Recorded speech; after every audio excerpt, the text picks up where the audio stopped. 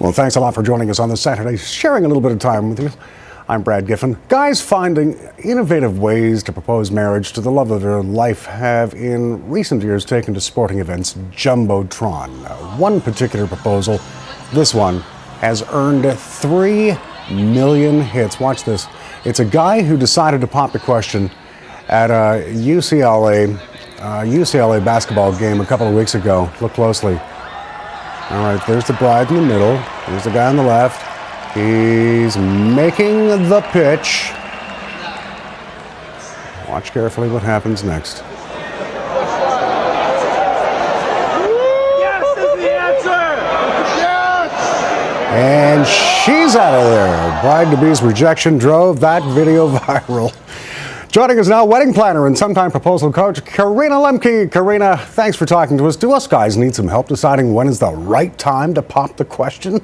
Well, I think that in this case, what was he thinking, and what are men really thinking when they decide that a sporting event is a suitably romantic place for them to actually, decide that they want to spend the rest of their life with someone and propose?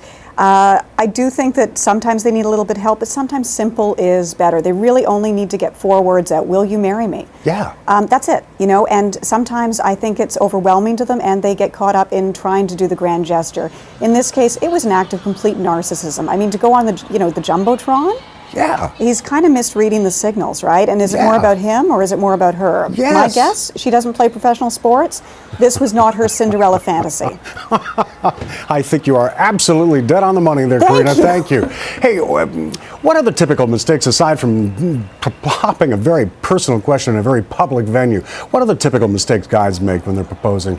Well, I think just assuming that it has to be a public spectacle. I mean, the wedding itself is generally a very public thing.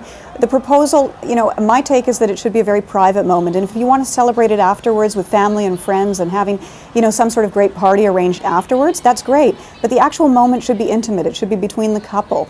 And so I think that assuming that it has to be public is a mistake. Assuming that, the girl wants maybe more than she actually does is a mistake. The other thing that is kind of interesting is a lot of men still propose without rings, maybe because they're afraid of making the wrong choice. It is probably the most expensive piece of jewelry that a woman's ever going to own, so maybe they just don't want to get it wrong.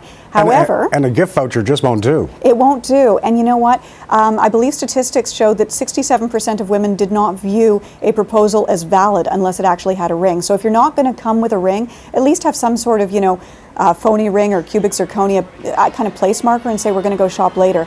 When she gets proposed to, if she says yes, she needs something sparkly on her hand to show to people afterwards. So, rule of thumb, give us a few examples, a few ways that you would say guys can best succeed at wedding proposals.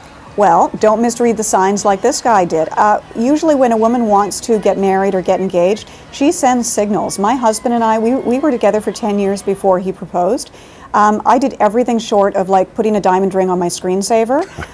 He knew that he was going to get a yes, and most women they drop not so subtle hints. So I think you generally should know that she's receptive to the idea going in. Do consider her feelings and what's important to her. Is she a showy person? Is she a private person? Is she someone who talks about the proposals of friends?